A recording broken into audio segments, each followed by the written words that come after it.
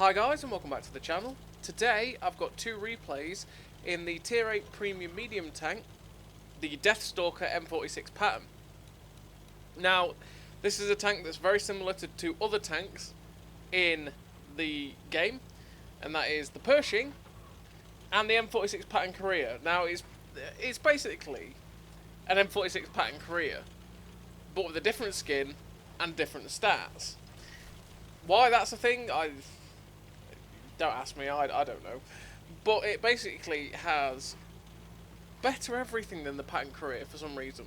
Better rate of fire, you know, it just generally is better. And it's one of those ones that you just sit there going, I don't understand why this is a thing. And I actually really enjoyed it. It reminded me a lot of the Pershing, and the Pershing I love. The M46 pattern Korea made me feel like it was just a Pershing but way worse. This tank, it reminded me so much of that Pershing, and I really enjoyed the Pershing. And anyway, if you haven't guessed by the title as always as well, this is the third mark video for the tank, so these are the games that lead up to and achieve the third mark of excellence. And it was a damn fun tank to do. Now I did a little while ago, this is one that's been sort of forgotten about with the amount of new content that they've kept releasing recently, so I did this a little bit ago, which is why I'm still in my old clan, and why little things look slightly different, although, you know, there's not too much really.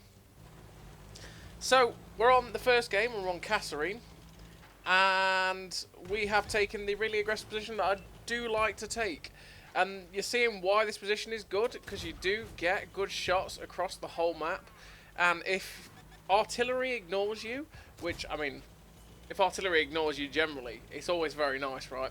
If artillery ignores you, then you can really work this position and get lots of damage, spots, and just general help to your team out. So I'm thinking about helping the guys behind with the light tanks, but this Scorpion G is trying to pop shots at me. I wanted to try and get a shot into him. Unfortunately we missed, but these light tanks really need to be dealt with. So we get one into the T50-2, hopefully going to get a second one in, and unfortunately we miss it. Like I said, the reload on this tank isn't actually that bad. I mean, you can't see it at the minute because there was no reload counter, but it was something like 5.9 seconds. It was something like that. It was just under 6 seconds, I know that, for 240 Alpha, which is really nice to have. So we line up a shot at this LHMTV. We get a nice shot into him, and then we're going to turn around for the T50-2, which is coming back. He gets shot by someone else, so we finish him off, which is nice. I turn my attention back to the HMTV, but he's running away. There's another light tank just gets spotted for the first time. It's a Vanguard, and we all know how annoying the Vanguard is. So I want to get rid of that. And at the minute, I have a good amount of spotting and a good amount of damage. So I know that I'm definitely going up. So I'm quite happy to just play aggressively here and go after these light tanks, even if it could end badly for me. Because, I mean, we're sitting at, what, 4.2k combined? That's enough to go up at least 0.5%, at least. Maybe even more. So, when you get to that point, it's always nice to have that knowledge that you're probably going to go up quite a bit. So, you can just push more aggressively, get out more, and just know that you can take more risks is pretty much the way about it. Because when you are 3-marking, it is in the back of your mind that you need a certain amount to get the movement that you want. And that will just make you play a little bit safer at times, and maybe not do that risky play that if you weren't close to 3-marking you would have made, you know. And honestly, those really risky plays are the sort of bread and butter sometimes of 3-mark games, because if you make that really risky play and it pays off, it usually pays off big, and you end up like having a lot of a damage and assist. Whereas if you fail, it could also end up being like obviously really bad, and you don't get anything done and you drop. So you're a little more hesitant to do that sort of stuff. But once you hit that level that we're at now, as in, you know we're going to get movement, you do. If you feel a little bit freer and you think, oh, you know what, I've got enough, I'm just going to keep pushing aggressively now. I'm going to try and maximise everything I can. So right now, there's only 3 tanks left and an artillery, and I know the artillery is probably going to be in this corner. I know if I get over into this towards this corner, I might get shots at the guys on the right-hand side. But there's also a medium tank that's not been spotted. I try and pop a shot at this Emil. I've not even noticed the artillery spotted. I could have had a shot earlier at it. Unfortunately, I end up missing the artillery and I don't get any more damage off on it. I didn't even get any assistance because the light tank spotted it up. But there is the KV-13. That's the medium tank that hadn't been lit for a while, so we knew that he was going to be somewhere over here. We end up lighting him on fire, just what we need, and he gets finished off by someone else. But we finished that game with a nice healthy total. We come top, 1 kill, 3.5k damage, 1800 assists. Like I say, that's about 5k combined, which is a good amount. That puts us up to 94.68, and it was a first class and a Confederate. And yeah, it was a nice game for the tank, and obviously 5k combined is going to move up a good amount. 1700 base XP as well, which is nice. And yeah, it puts us dead close to being able to get that third mark, which is exactly what we need. And there is actually something funny about the Deathstalker that I did kind of forget about, and it just sort of crossed my mind when I saw it in the MVP screen. The Deathstalker is one of those tanks that's really weirdly shiny with its gun mantlet. I don't know if you have the Deathstalker, or you can look at it in the premium tech tree and look at its model. Honestly, have a look at it.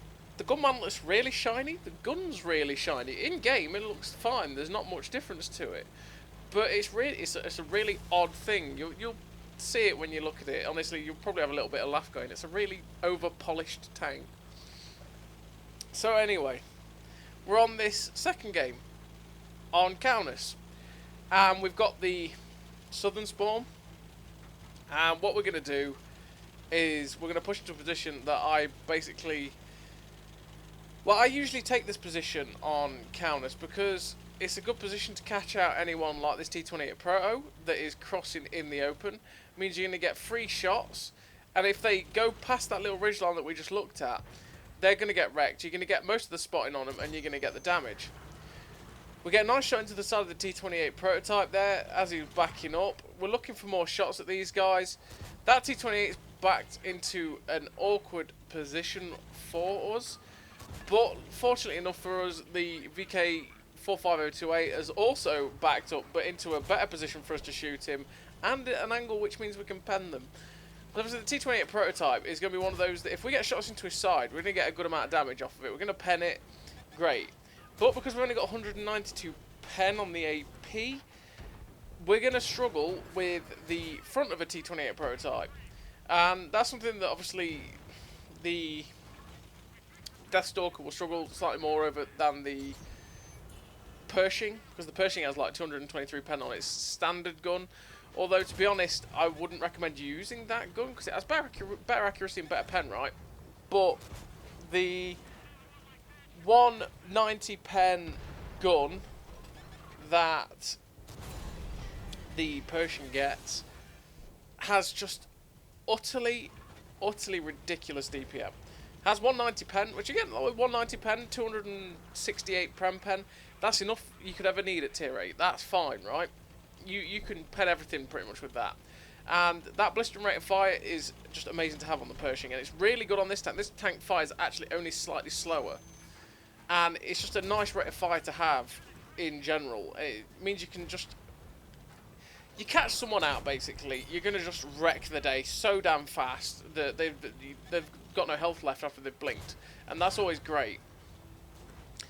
And the only downside, really, apart from the pen as well with the other gun, is it's a bit more derpy, but 6.0 accuracy says no.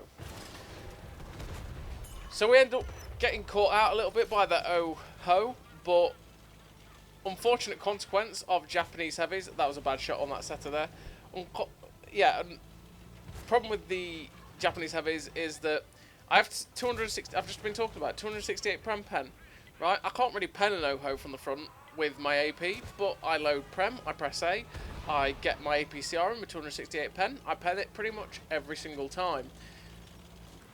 That's one of the, like I say, it's one of the good things. Now we've got a VKB sat in front of us, which, again, we're not penning with AP. That's not happening, but fortunately enough for me, he gets shut down. We're going for shots at this, what is it, an AMX-65T. And it's one that we will find awkward with this standard AP rounds, if he gets hulled down. Because with our AP rounds, we will probably be able to pen his upper plate, but his cupola for some reason is like 220 odd pen you need around, something like 200 pen. You don't need the APCR. But fortunately enough for us, he was also caught out by the fact that we were there. We managed to shut him down, and now we're going after the last tanks that are alive. And I mean, look at the minute, we've got 3.5k damage, 3.6k assist.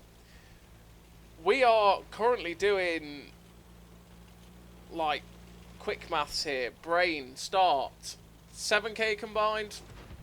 Yeah, something like that. We're on 7k combined. I'm in the sort of knowledge safe now that with 94.68, I've got the third mark of excellence right there. I'm pretty confident that's the thing. But you don't want to stop. It's never one of those things, because it's not guaranteed. Sometimes the formula can screw you over, and you'll find that you just randomly drop. So you want to keep basically pushing as hard as you can, even if you think you've got it. We're getting YOLO by this standard B here. He's got the stop gun, and he's fired one at me, which means I know that if he's got two in, he's not going to kill me.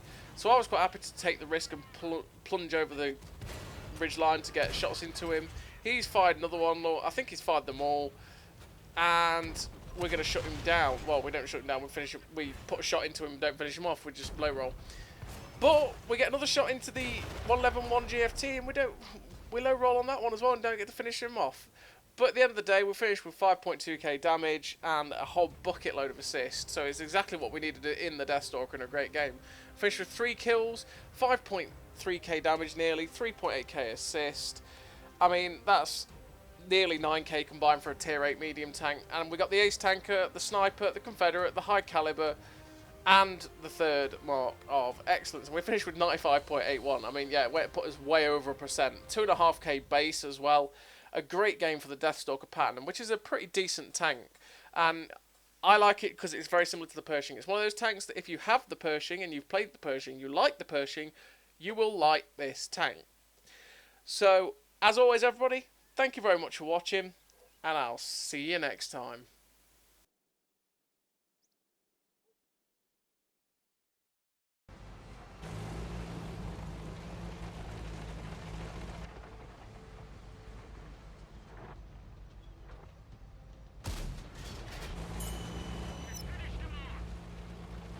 A great success!